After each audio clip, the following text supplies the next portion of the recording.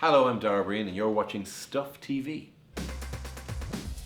My current favourite gadget is a thing called the GAM, I think it's 155. It's a travel case that has a screen built into it, so you can strap your PlayStation or Xbox into it, take it around, open up in a hotel or anything, plug it in, and there's a proper 22-inch plasma screen. The games I enjoy are, there's a whole spread of different things, but I do like I like the massive world that they create. I'm intrigued. I'm playing Dishonored at the moment, and I keep hearing about how the choices you make will affect. I've yet to really see a game that does that in any kind of really dramatic way, bar Heavy Rain.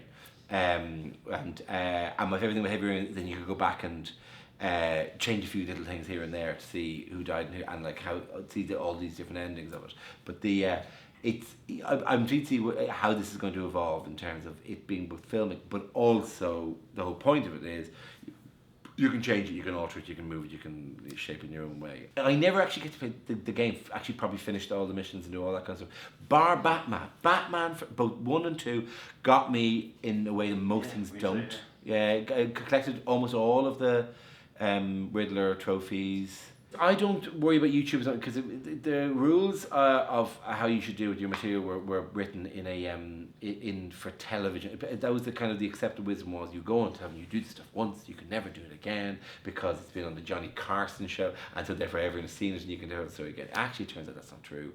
The overlap is incredibly tiny for things, and YouTube again, the numbers that it gets to, unless it's Gangnam Style or something, really you're not going to get as many as watch even a really huge clip. Like Rod Gilbert had a clip involving a one piece of routine that was like, this is the funniest thing ever, 10 million or something. That's like a couple of chat show appearances of really big chat show stuff. So I think it's handy as a kind of a resource that people can go there and sate themselves and stuff. Like, I don't think the world is lacking for opportunities to watch us at the moment with digital television and all that kind of stuff. Like, there's enough chances, but I think it's more good than bad for comics.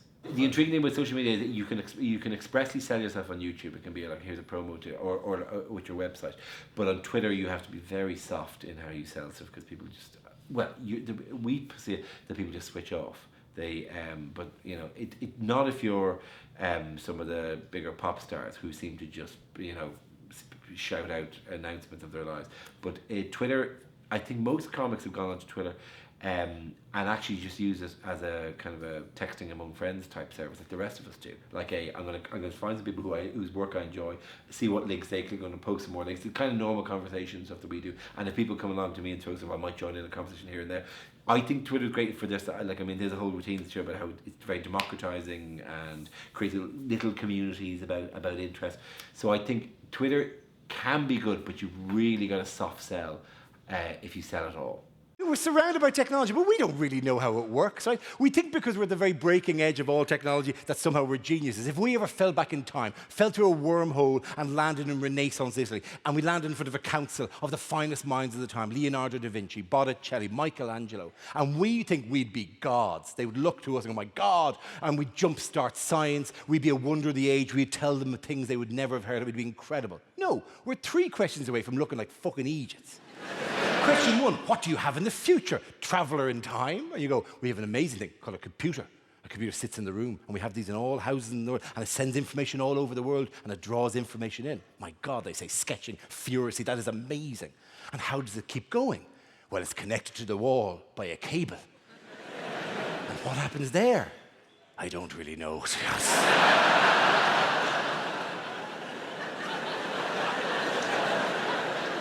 They've tried to explain it to me any number of times. I've never really got it, to be honest. Basically, there's a thing that lives in the wall and it makes the pictures change. That's the gist of it anyway. They are walking away at this stage and you're clutching, you go, wait. Oh no, we have a thing called a fridge in the future. A fridge is an amazing machine because it keeps cold on the inside and we can put food into it and it doesn't rot, and that means we are healthier for longer and they're like, that's amazing. And how does it work? It hums. And the humming is in some way related to the code. And what keeps it humming? That's connected to the walls. Is this the same thing that made the pictures change? Could be.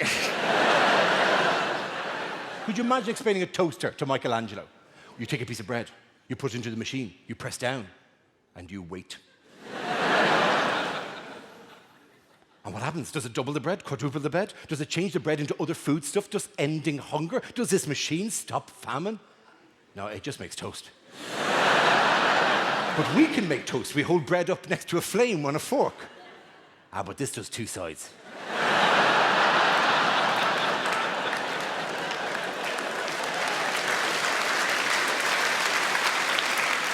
500 years of science and advancement, and you can make two-sided toast. I like two-sided toast. And what keeps the machine hot?